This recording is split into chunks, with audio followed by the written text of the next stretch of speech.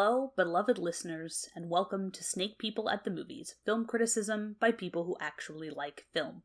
Join us as we dive into movies we love, movies we respect, and movies we wish we could unsee. It's the podcast where we talk about growing up and living queer, nerdy, and depressed, online and at the cinema. From the kids who only trust our fists, it's Sneeple at the Movies.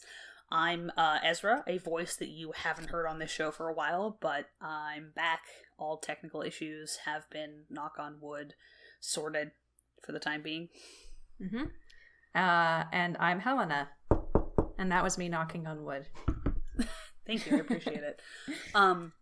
Maddie, our beloved other co-host, can't make it tonight, so they have left us with ton of thoughts and kick-ass research for this episode that we will do our best to do justice to, but they will catch you on the flip side.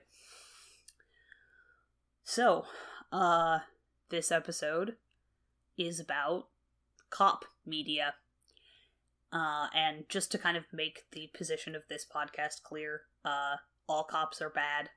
Policing as an institution is irredeemable and should be abolished. But cop media, like police stories, are a foundational facet of the myths that America makes about itself, and they're a habit that we collectively need to break. So, this episode, I guess, is going to be a little of cop media. What is it? Also a little bit of why do we like it so much? And some questions about what we replace it with. Because we have to learn to tell different stories about what we value and who we want to be. Because, I think that the kind of childish, reductive dream of being a cop comes from a good place, because it means, I want to do the right thing and I want to keep people safe. But the reality, obviously, is, the exact opposite of what they're dreaming about. And I think that stories can help redirect those impulses to do good into directions that will actually do good. So, we're not experts. And we don't want to, we're super, super, super not here to present ourselves as, the people with the answers or anything like that. But this is stuff that we're thinking about, and we want to talk about the stuff that we're learning, and also the stuff that we're unlearning.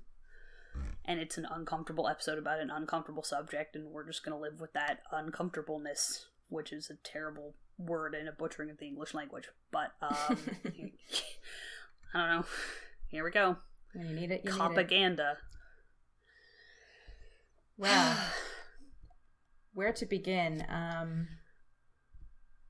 Yeah, there's a truly staggering number of cop. A lot of it's TV. I mean, there's fuckloads of cop movies. Mm-hmm. But I feel like the biggest one is TV. Because,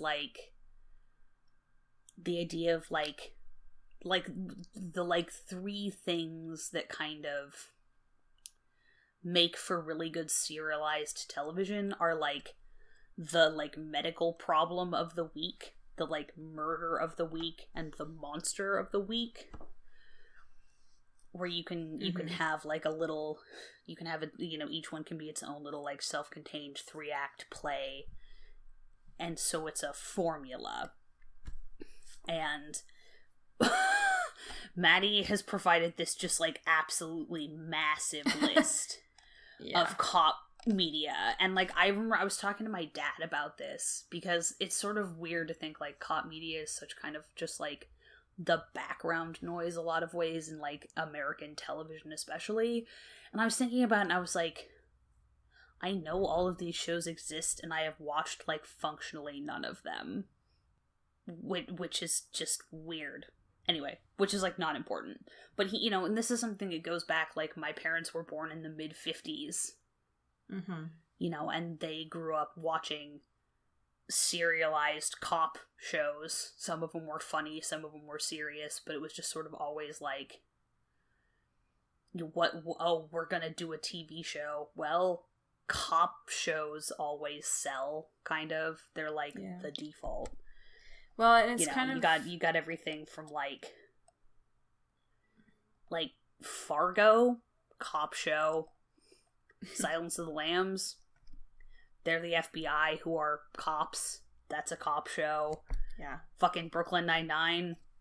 It's a cop show. Less oversight. Yeah, you know. CSIs. There's 50 million things of CSI.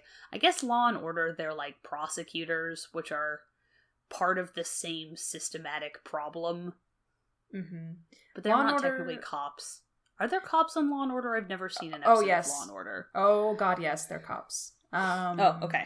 Yeah, Law and Order is really interesting because, we're talking about how, or I've been reading a lot about how the percentage of violent crimes that people commit is actually way, way, way, way, way, way less than we're led to believe by television and film. And the percentage of cops who actually solve murders or investigate murders is also very low. So, but Law and Order and nothing. Yeah, it's like Law and Order has been on for like practically, I think, 20 years or something. The original Law and Order has, and like Law and Order SVU has been on for a really long time.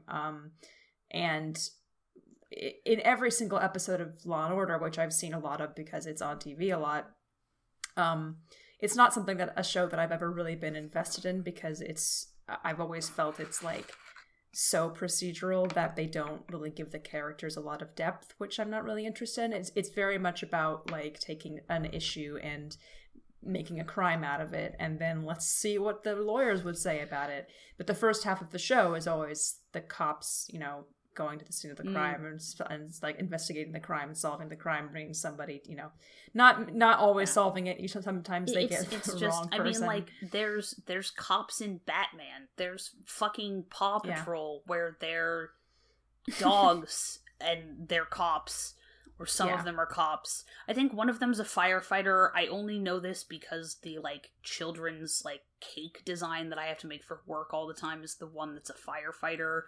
But like they're cops because they're on patrol. They're fucking dogs. Like they get them early. Damn. Yeah. And like, the as Maddie puts it, fucking Mr. Diehard is an NYPD cop. Mr. Diehard. It's good copaganda because it's entertaining and and think about like Law and Order is like every single episode of Law and Order that I've seen is about a murder. Every single one involves some kind of huge violent crime. So it leads you to believe over 21 seasons with like, American seasons of television, which are usually at least 20 episodes entirely long. Gratuitous number of television episodes. Yeah, it's like, that's a lot of murder that's happening. Boy, oh boy, is the crime rate in NYC just astronomical, and the people get murdered all the time. And it's like the joke that my dad makes about the Inspector Morse series and how he's always like, you don't want to go to Oxford because people are always getting killed there. Because how are there any academics left in Oxford after all of these years of Inspector Morse, Inspector Lewis, and Endeavour? Like, I think they've all been murdered. Yeah, every single one. There's so much crime, but it just gives. I just like the more people, way more people would actually be able to get jobs at Oxford and Cambridge if the murder rate for professors was really that high. Yeah. But it's fundamentally it's solving a puzzle. It's just the fucked up thing is that the puzzle is the end of someone's life. And like most of these shows don't give a shit about the actual life that was ended. They give a shit about the puzzle. Mm-hmm. Like the person becomes a prop. They become like a MacGuffin, basically. Like justice for so-and-so becomes this meaningless MacGuffin. Yeah. That makes me think about Sherlock Holmes. And then there's like... It goes both ways, too, because you have... Like, you can have the cops who are like... the embattled defenders of law and order and the only thing that's keeping the line between fucking Hobbes' state of nature and like life is nasty, brutish, and short or whatever is this plucky band of dedicated police officers who are you know, who would die for each other and would die for the law or whatever. But then you also get to have the flip side, which is like the lone good cop who ends up with that kind of no true Scotsman fallacy, where he's like, oh, like, none of these people, like, represent the real spirit of policing, but, like, I'm the only one who, you know, they get to do the, like, which is kind of the Wild West version of that, where you have, like, the one guy in the white hat who's like, I represent the law, because I'm a paladin, or whatever, which is not to throw shade on paladins, I love paladins. So, but either way, either you're valorizing all of the cops, or you're valorizing the one true cop, but, like, the cops are always right. Mm-hmm. Yeah. You know, you can have whatever style you want. And it's interesting. You can have that's just kind of, like, the big thing is, like, whatever flavor of thing you want, cop shows come in it. And, like, the Western, too, which is its own little myth-making about American history, sometimes does intersect with the cop shows as well. Going back to the 50s with Gunsmoke, which was, you know, one of the longest running and, you know, popular Westerns out there. But he's, you know, he's the sheriff, right? So he's out there getting bad guys, but it's also the Wild West, you know, whatever that means. Yeah. He represents, no matter what, the cop represents civilization. And I think that's really the thing, is, like, we've made, like, that like, the figure of the police officer has become, like, the face that we put on, like, the idea that, like, the fucking social contract. I'm pulling this stuff out of my, like, I used to be a political science major ass, and it's all jumbled up in there because I don't care anymore. So forgive me. But the idea that, like, the social contract isn't something, it's this vision of society where we just assume that there's some element, if not a big element, of people who, like, aren't going to be quote-unquote civilized on purpose, like, they have to be forced. And the like, image of, like, the embodiment of the social contract isn't a person who chooses to, like, live collectively. It's a person who disciplines people who act out. Yeah. That the avatar of the civilizing force is violence, which is, you know, that all gets pretty abstract, but yeah, it's not, like, it just sucks, you know. If you, like, think about it, you're like, man, like, do I really want to live in a society that is, like, just considers violence against a subset of the population, which is, like, partially predetermined and partially totally random, it could happen to anyone, like, that it's just, like, that is just required to make the society happen? That fucking sucks. That's, like, such a horrible and pessimistic view of the kind of world you want to live in. But I guess as long as you think that violence is never going to be turned on you, you're, like, cool with it. Which, like, spoilers, fucking nothing is keeping you safe from the cops.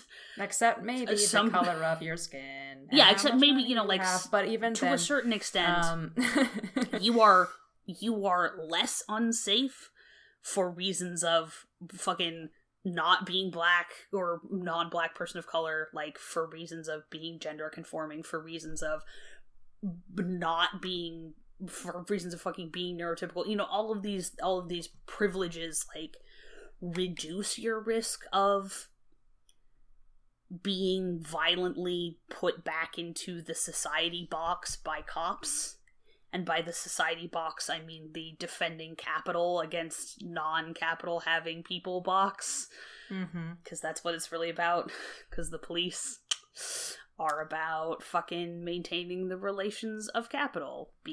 Which is why we, got them from people who were trying to fucking catch and put back into bondage people who had been enslaved.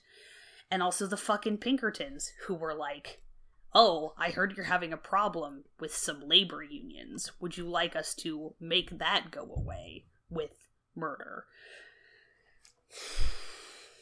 Yeah. It's about property.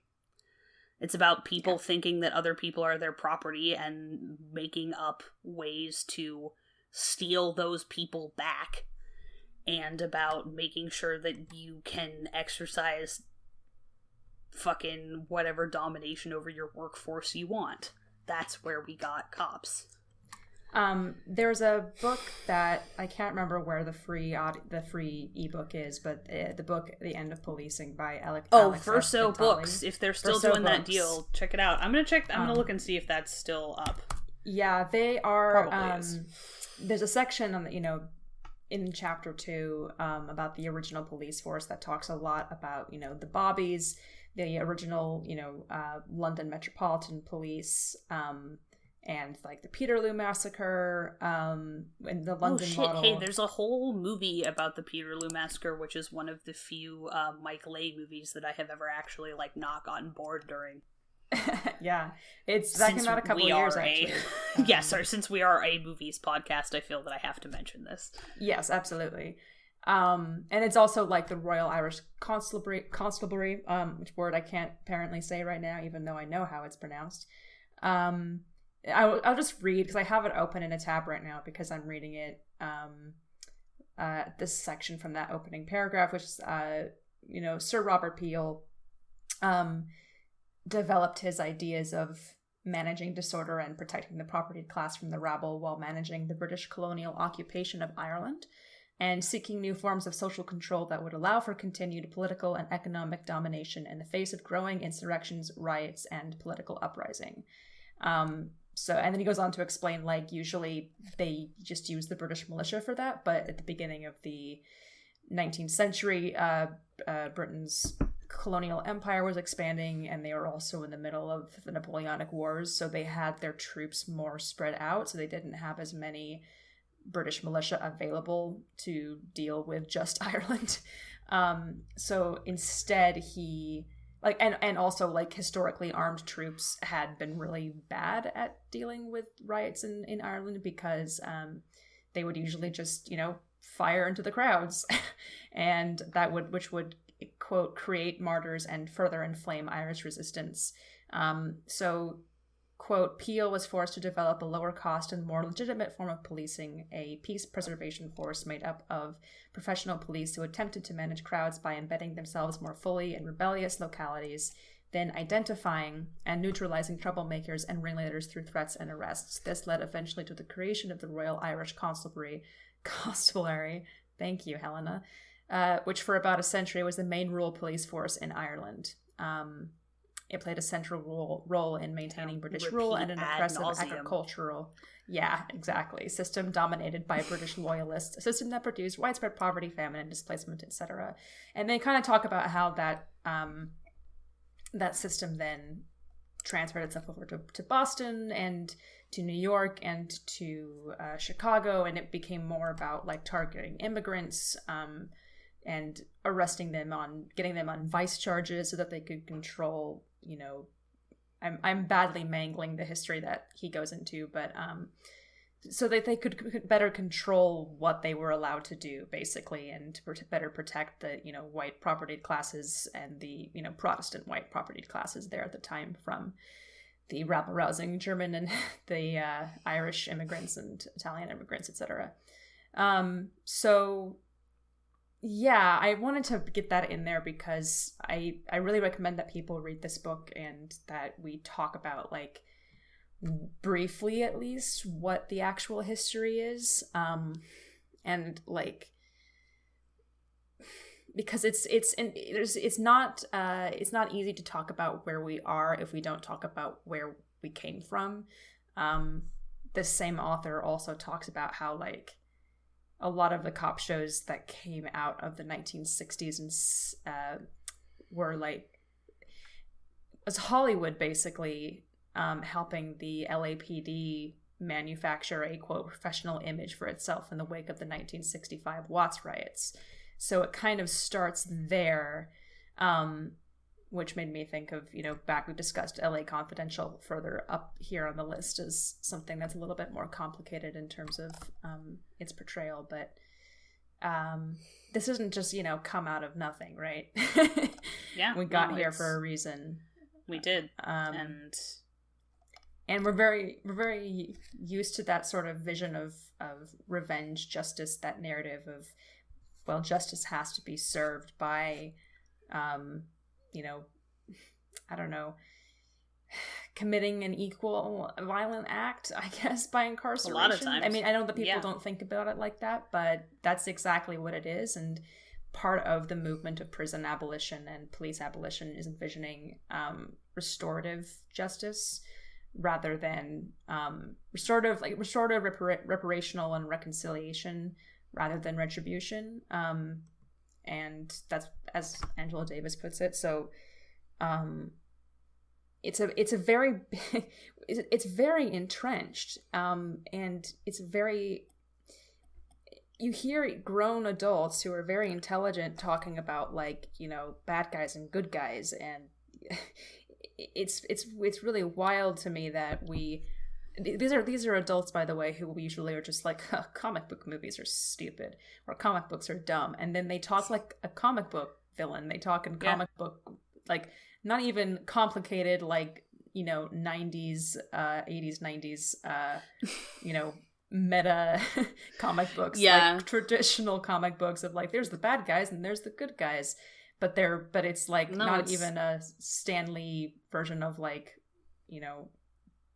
heroes and villains. It's like a very warped idea of, like, there are heroes and then there are villains, and that's just everybody learned. It's this feeling like everybody learned to play cops and robbers on the playground at some early age, and just, like, there's just certain facets of shit, mostly about the cops, that, like, they just stopped learning, which you're you're encouraged to do, and, like, you either grow up in a school where the cops are a friendly and helpful neighborhood presence, or you grow up in a school where the cops are fucking arresting you, like, you don't get detention, you get fucking taken to juvie. Like, obviously all of this is applied super unevenly, and, like, we're speaking from a position of the white privilege that means that we can intellectually learn about the way that other people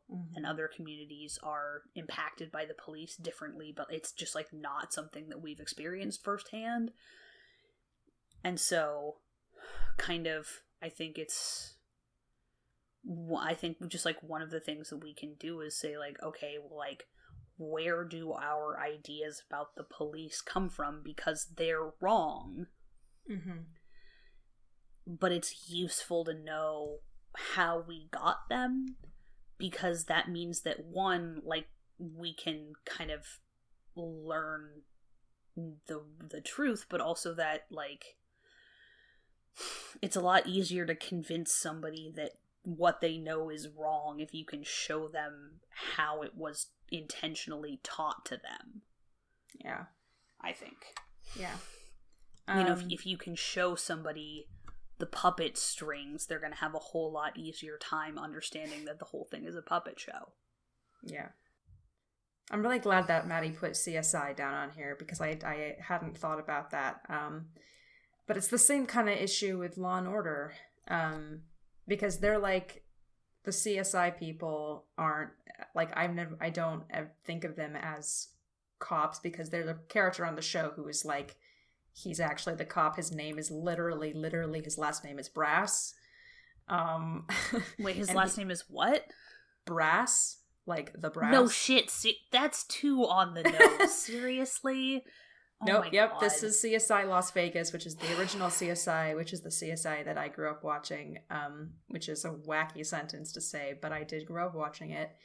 And so he would have like this resident, like stereotypical cop character, and then you have the rest of them, and they're just like, oh, we're just scientists, we're just trying to solve the crimes. But it's still, and like some of them go out in the field then and become like field people, and without being actually saying like, I'm a cop.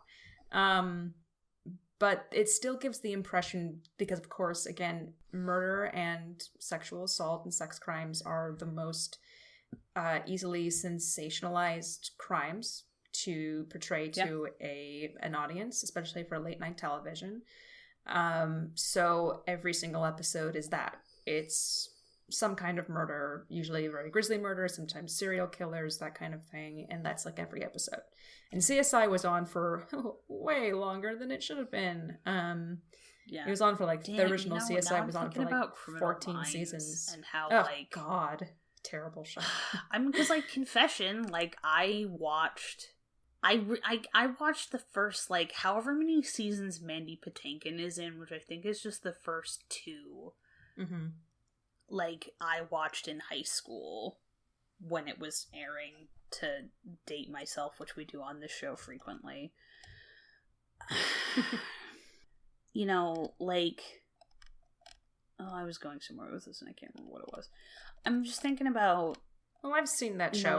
We have a lot. I'm thinking about what it is that I liked about it, because as somebody who didn't grow up watching CSI or Law and Order, or there's a million of these shows, like I can kind of like rattle off titles without really knowing what they're about.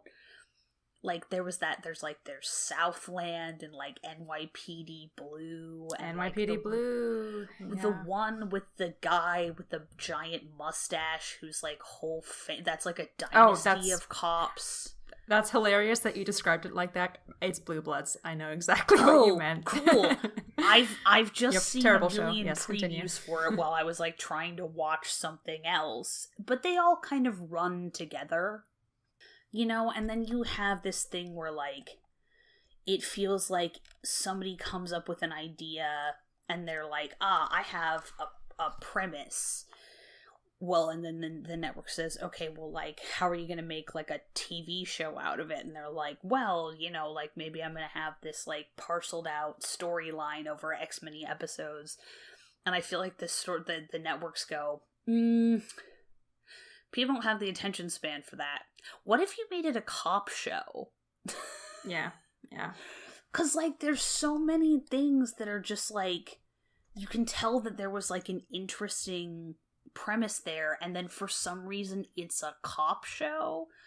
Like there was this show called New Amsterdam starring the dude who played Jaime Lannister, like before Game of Thrones was a thing. Where he was like immortal, and he had like been living on the island of Manhattan for some ridiculous number of years, and like, but he like was a detective for the NYPD. He's immortal. Like, he's probably probably doesn't need to have a day job. 2, like, what the hell?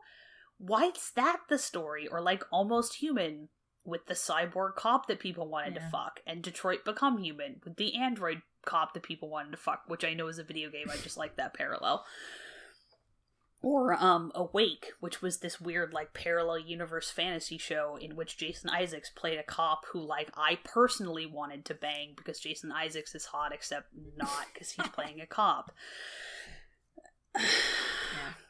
Like all of these things are like Blue is, or like Fringe. Fucking some of the people on Fringe are cops. Why are they cops? You know, why is this sort of like, is it because like that's like a default like job that you can give somebody and people will just like automatically sympathize with them? Like I genuinely, that's like a real question. In the case, is it just because like, it's the formula that always works? In the case of Fringe, now I don't know, I've never seen a single episode of Fringe, but from what I know about Fringe, I mean, it seems to me like, how can we give a motivation for these people wanting to solve mysteries or being involved in this That's mystery? fair. Also, like, I think Fringe might be a little bit more like the X-Files, where, like, one of these people has, no, wait, Alex Kurtzman was one of the people who created Fringe, sorry. That's one of the showrunners for Star Trek Discovery, apparently was one of the creators of Fringe. She's an FBI agent. Yeah. And it's a little bit like, so it's more X-Files than regular cop show, I guess. Right. NYPD Blue is a really interesting example, because I've seen, I think, about 6 or 7 seasons of NYPD Blue. My dad was really into it when it was on, and so we were rewatching it together. And I was having a discussion with my parents about copaganda the other day, and we were talking about NYPD Blue. I remember you live tweeting rewatching this because of Jimmy Smits. Yes, Jimmy Smits joins the show sometime around season 2 or 3, and he's, very beautiful. This was like the 90s, and possibly at the height of his beauty. I don't know. That's arguable. He's always beautiful. But NYPD Blue is a really interesting example, because the reason that I liked NYPD Blue as a show was because it, unlike Law and Order, was very invested in character and on long-term storylines, instead like it was still procedural, like they would still have different things each week, but it was like multiple plots, and characters are having things in their personal lives which are affecting their work, and like, this character is this way, and these characters have these relationships, and this case hasn't been solved yet, and people are still dealing with it. And it was very gritty and very, like, not very slick at all, and I liked that about it. But even then, I was, like, talking about, well, how was NYPD Blue effective as copaganda? And it was more about, like, how we are given so much investment into these characters' lives, and we care about them so much because we see their whole person, we see their whole lives, and we just don't get that with the victims or with the suspects. We just don't get the same amount of, like, here's this whole person situation. Maybe once in a while there will be a character who reappears, and so we know a little bit more about them, but it's more about the cops than it is about the criminals, for lack of a better word.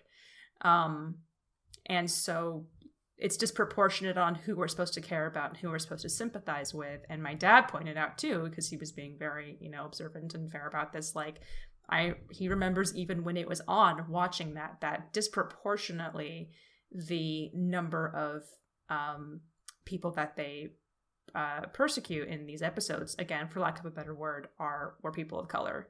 And the show deals very, very blatantly with racism and the fact that, like, some of these characters are openly racist. And so it's this complicated situation where it is addressing the fact that these cops are very racist, but it's also like, it's still saying, but look, they're sympathetic, Well, I just had this flash of that bit from that fucking Cool Motive Still Murder thing from Brooklyn Nine-Nine, which, like, is funny, but if you think about it in terms of, like, the wider kind of foundational aspects of like the, like, working principles of cop shows, is that the motives of the people doing the crime, quote unquote, like, don't fundamentally matter because they did a bad.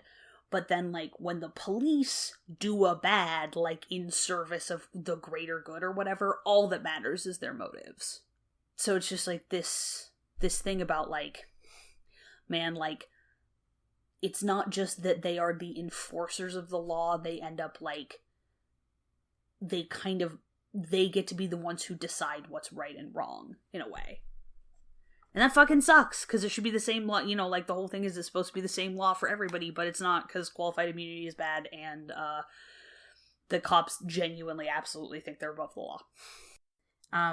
Some of the, we were talking a little bit about, all of, like, our favorite movies that are technically propaganda, because that's the important thing about it, is, like, somebody, and I hate that I'm going to say what I'm about to say, but somebody made a post on Tumblr that was talking about copaganda, and it was, making a lot of valid points, like how, the lawyers are usually presented as bad guys. Like, why would that happen if they're there to defend people from being wrongly prosecuted, and all that kind of stuff? Like, why are internal affairs cops portrayed as the bad guys?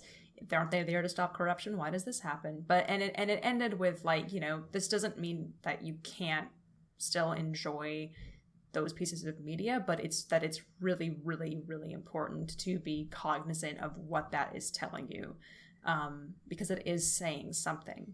And one of the things we were talking about that's like a little bit more complicated, is we're talking about Hot Fuzz, and conversely, like LA Confidential, the movie. Both of them are movies, and how LA Confidential is just about literally how corrupt the LAPD was.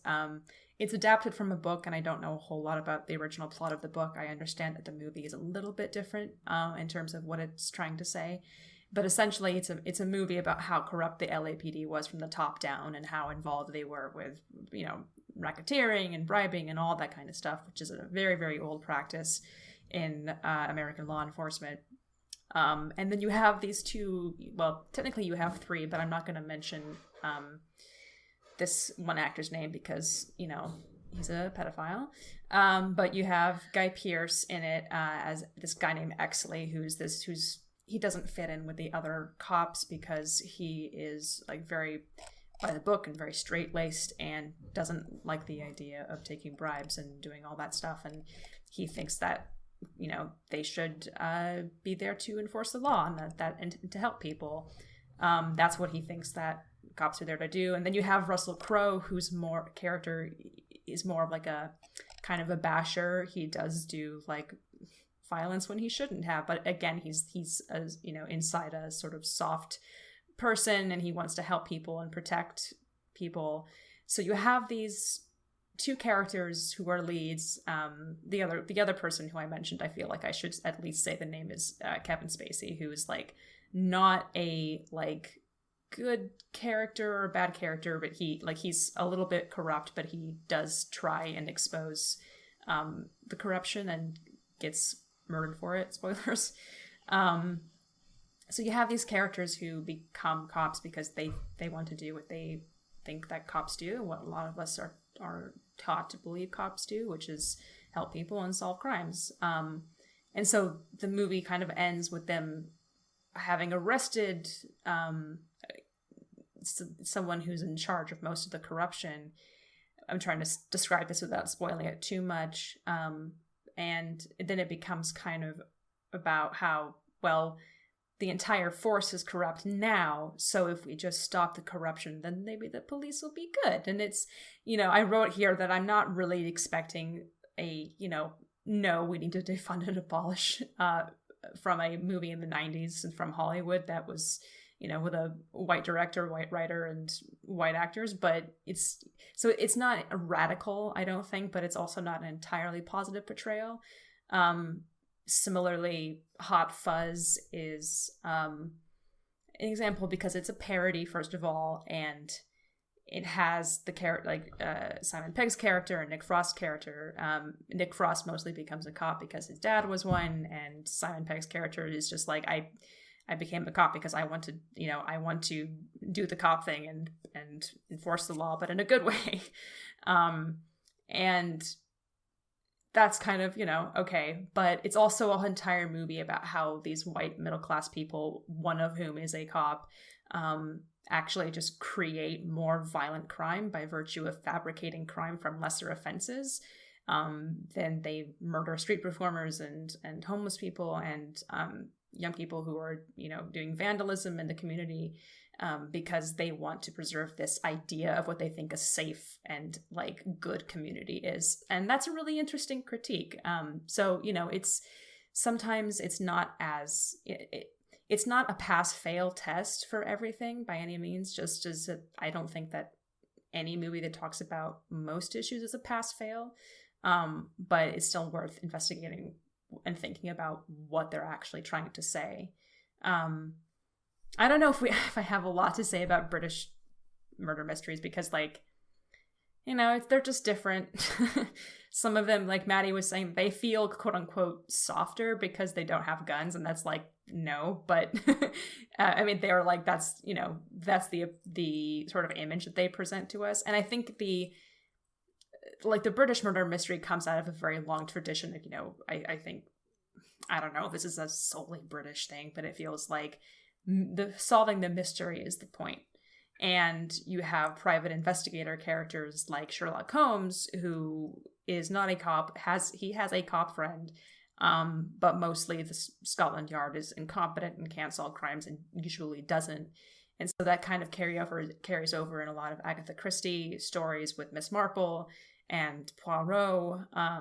But then you have shows like, you know, my personal favorite British murder mystery shows, which is a cop show, which is the Morrison Deborah Lewis series, the Oxford Murder Mysteries. And they are about cops, and the mystery is put at the heart of it, and they do that by kind of portraying, at least in the original show and the novels, Endeavour as a sort of someone, again, who doesn't fit in. You know, he was a scholar. He's not really there to be a cop in the way that the other characters are. And so they kind of, you know, make fun of him and isolate him because he's more about solving mysteries. But yeah, it's a little bit more complicated, and you know, we were talking about it, and I don't think that we really quite got it figured out, but yeah, it's complicated, man. Yeah, it's I mean, and so there's you know, we like we said, we're here to kind of just we're having a conversation between the two of us, and we're kind of entering a larger and very multifaceted and lively conversation. And yeah, we're not you know, we're not publishing a 3-page audio essay or whatever on the subject for school. That's not what we came here to do. I should just note that, like, there's a lot of there's a lot of people who know a lot more shit than we do, like, also writing about this. There's a whole fucking subreddit that's r/copaganda, which is mostly IRL, but also, like, in fictional shit, which is pretty dope. Yeah, we'll tweet, you know, there'll be some links on our Twitter. I always feel weird, like, telling people to go read something from an audio format just because me trying to read a URL, it is just deeply inefficient way of communicating information.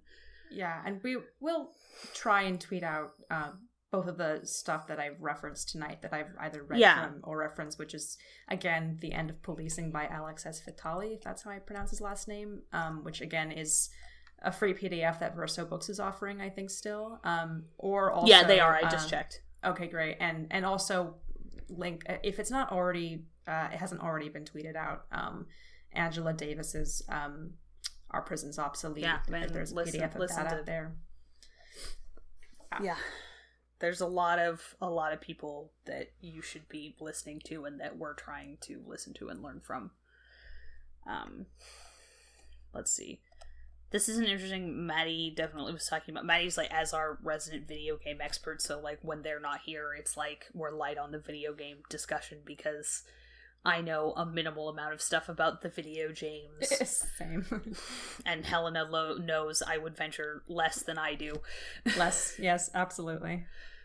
So, you get, like, a little bit less playing, like, you are more likely to be playing against the cops than as a cop in video games.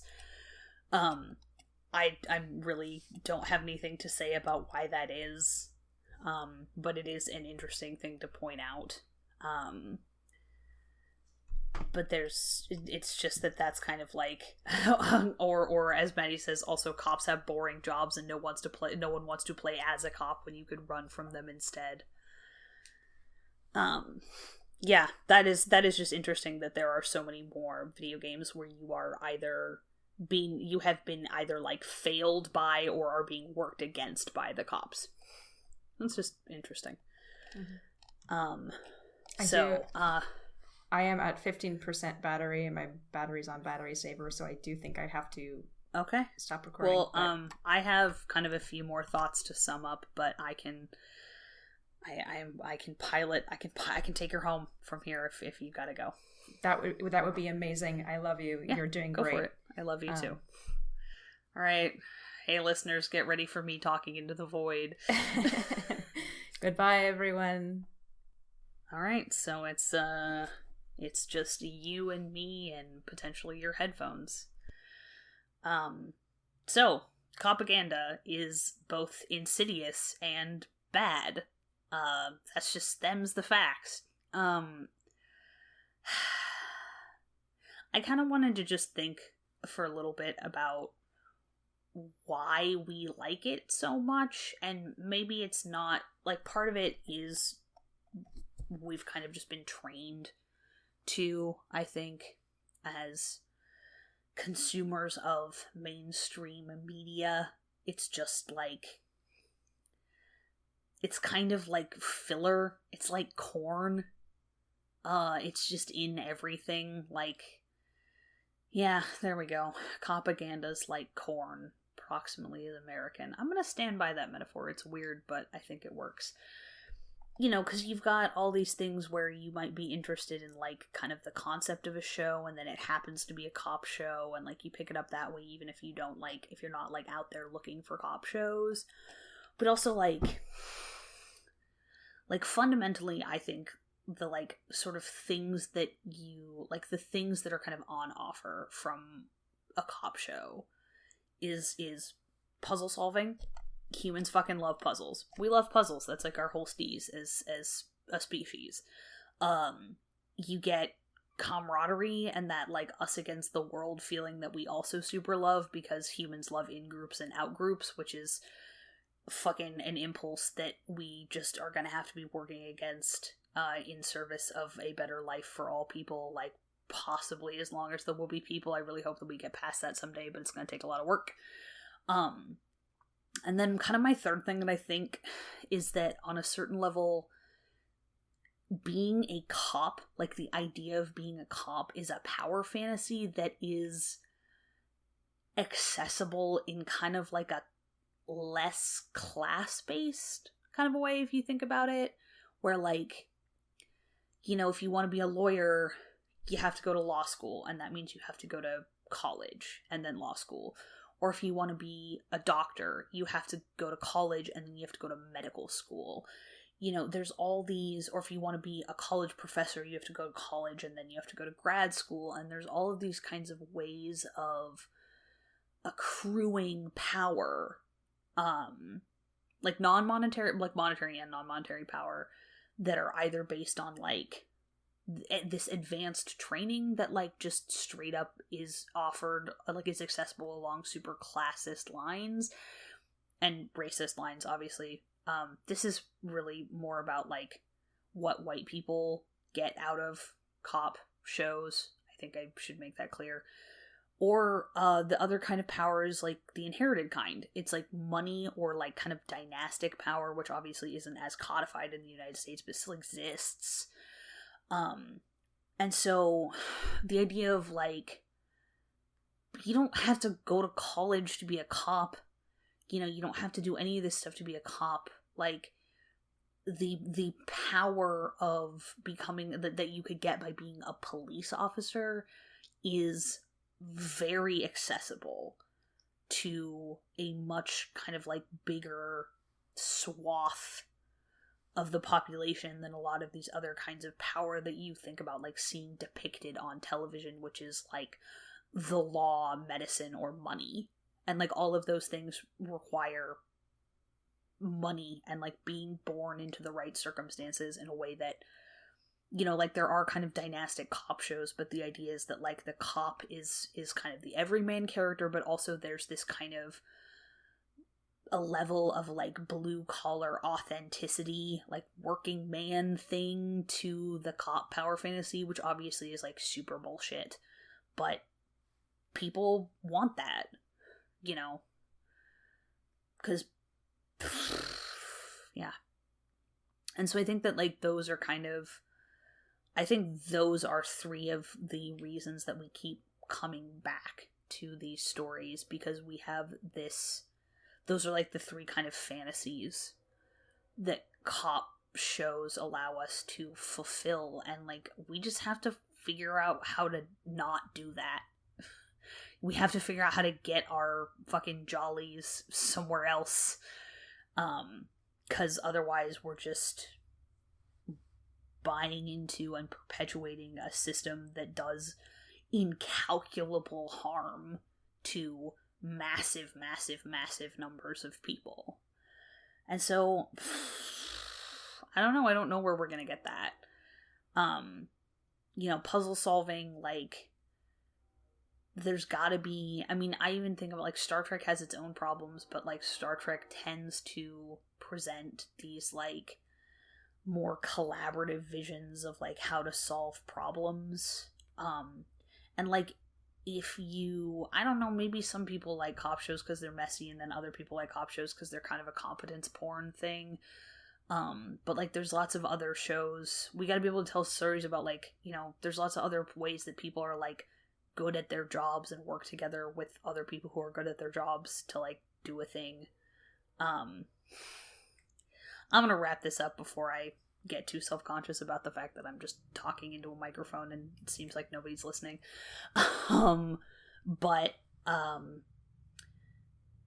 Yeah. Like many dangerous chemicals that were once used as food additives, copaganda tastes great to a lot of us, but it's gonna fucking kill us, and we gotta find a way to imagine different futures. And it has to be said that a huge part of that is gonna be just letting other people take the storytelling reins for once, letting people who have different perspectives and have had different courses of life and different shit happen to them, who are able to imagine different futures. Yeah. That's that on that. Thanks for hanging out with us here on Sneeple at the Movies from the Infinity Break Network. Check out infinitybreak.net for more awesome content, and come hit us up on Twitter at people_snake, or shoot us an email at sneepleatthemovies@gmail.com. Our amazing music was done by Johnny Rinaldo, who you can find at Johnny Rinaldo on Twitter. Our super snazzy logo was designed by Bethany Leuthold. Check her out at Bethany Leuthold, that's LEUTHOLD.wixsite, WIXSITE.com. If you've got a subject you want to hear us talk about, a movie you absolutely think we need to see, or any donation links or reading material relating to the Black Lives Matter movement that you think need more attention, come say hello. Also, if you can, we would love if you would review the show on iTunes and share it with anybody who you think would like it. Because any way you can spread our brand around helps us out. I get, obviously, like, there's way more important stuff for you to be sending to your friends and relatives right now, but if you think that somebody's got the bandwidth for this, go ahead and do that. I don't know, I feel weird asking about that right now. So, and stay tuned, coming up soon, if not next episode, for the kickoff of the long-awaited Sneeple series, Lord of the Rings Summer. Because it's time, and it's extra time now because Sir Ian Holm died, and we miss him very much. And as always, thanks for listening, and we will see you masked up and practicing responsible social distancing at the movies at some point soon, we hope.